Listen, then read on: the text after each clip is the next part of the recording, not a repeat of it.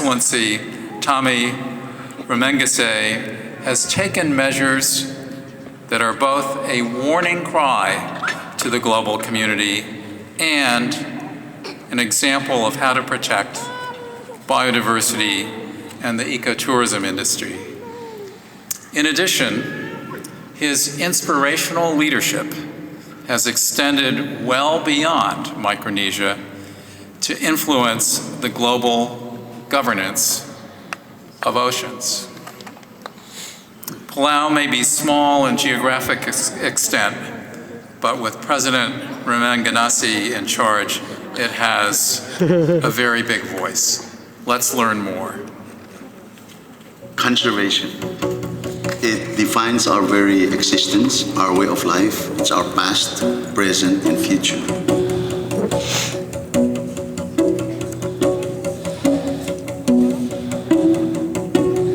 Palau is a small island nation. The ocean has always defined how we live as a people. Life is a cycle based on the ocean cycles. Our food security is based on the ocean. Our economic security is based on the ocean. How we live as a people depends on what the ocean provides for us. But then, what should you do to ensure that it's there forever? We have a conservation word in Palau, which is BUL, B-U-L, which we have practiced over generations. There has to be a sense of responsibility, and that translates to proper stewardship. We're trying to raise consciousness that, hey, wake up. Mother Earth is in danger. The future of mankind is in danger. Something has to be done right now. It's not too late. There is still hope. The ocean actually supports mankind. It's not just for us, but really for the next generations.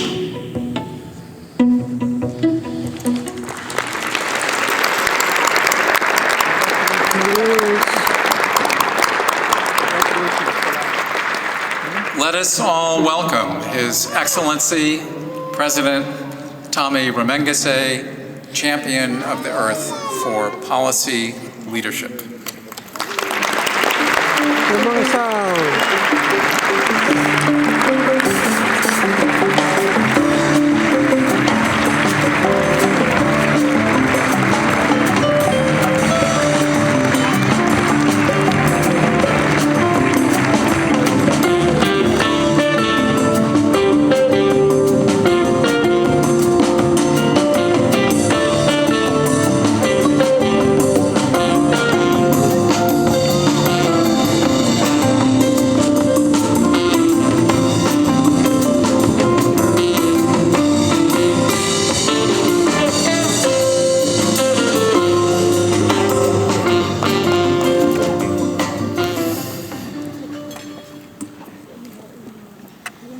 First of all, I think it helps that the Master of Ceremony is also a Tommy, and we look out for each other's interest. But ladies and gentlemen, if you can bear with me just 1 minute, extra minute, I do want to say that tonight in this room I have fellow Palauan citizens here who live and work here in the Washington, New York area. And so this is a double celebration. It includes my son and his family and grandchildren. So this is indeed for them and for the extended family members who have joined me this evening, because family is all about what we're trying to do back home. So yes. Can you please help me recognize them? Thank you.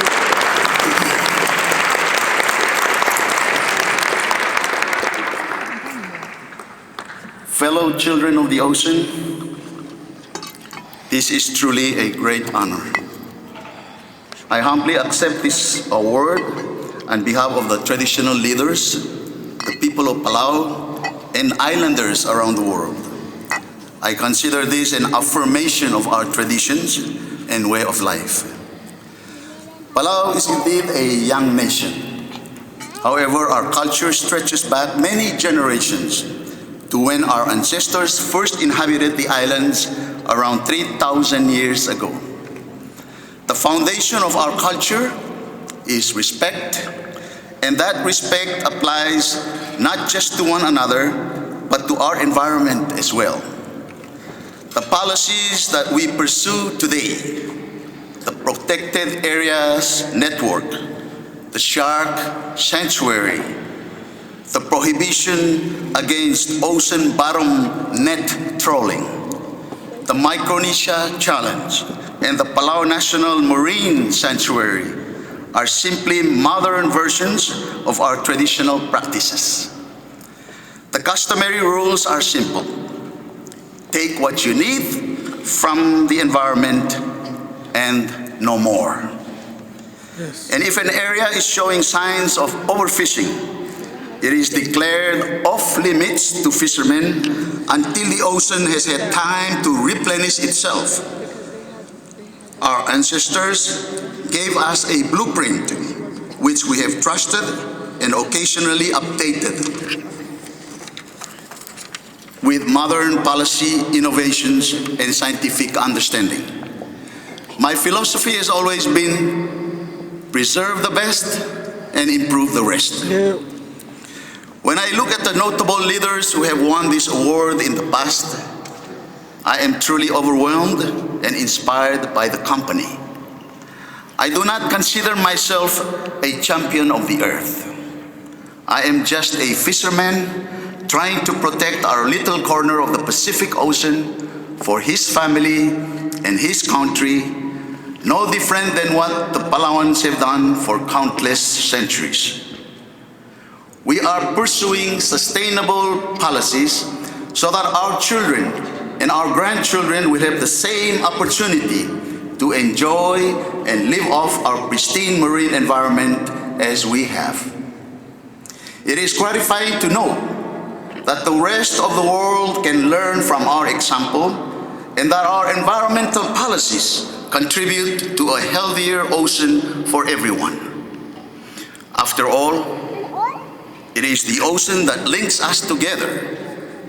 In the end, we are all indeed children of the ocean. As I said, I am just a fisherman. A simple fisherman whose career has been briefly interrupted by a call to public service. And after many years honing my trade, I can tell when the tide changes, even far out at sea. A slight shift in current, imperceptible to many, signals the change from outgoing to incoming. The change is slow at first, but the momentum soon grows stronger, and before you know it, the current is ripping and the boat is being pushed by the tide. This is always a welcome sight for fishermen, as the incoming tide brings life back to the reef and the mangrove. Now I can sense a change in the tide of public awareness and support for protecting our oceans and our planet. I see it in the new Marine Protected Areas initiative cropping up around the world. I see it in the positive international press coverage of our 200-mile exclusive economic zone that we are going to declare a total marine sanctuary.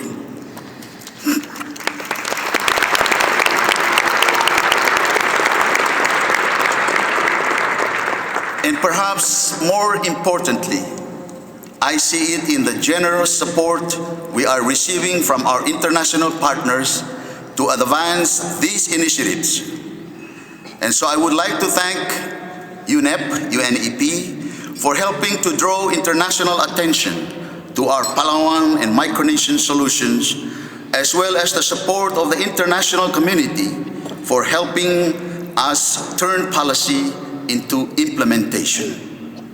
It is innovative and effective partnerships that will help us to make our goal a reality. Almost 10 years ago, President James Mitchell of Seychelles and I called for a partnership for greater global action on island conservation and sustainable livelihoods. Today, as co-chair of our Global Island Partnerships, CLISPA, alongside the President of Seychelles and Prime Minister of Grenada, we have worked together to help to inspire commitments from more than 30 countries to build resilient and sustainable island communities through island-led solutions. I am not exaggerating when I say that these global island partnerships can be the difference between success and failure. For nations like Palau that have limited resources to implement and enforce environmental policies. And our success could very well help create the tidal momentum of environmental awareness and willingness to act that will help breathe life back to our oceans. The world is watching, and the stakes could not be higher. Again, I want to thank you for this great honor. I look forward to the day when the policies that Palau is pursuing will be seen as common sense and normal, rather than uncommon and worthy of recognition. When that day comes, we will know that the tide has indeed turned. Thank you. God bless all of us, and God bless our Mother Earth.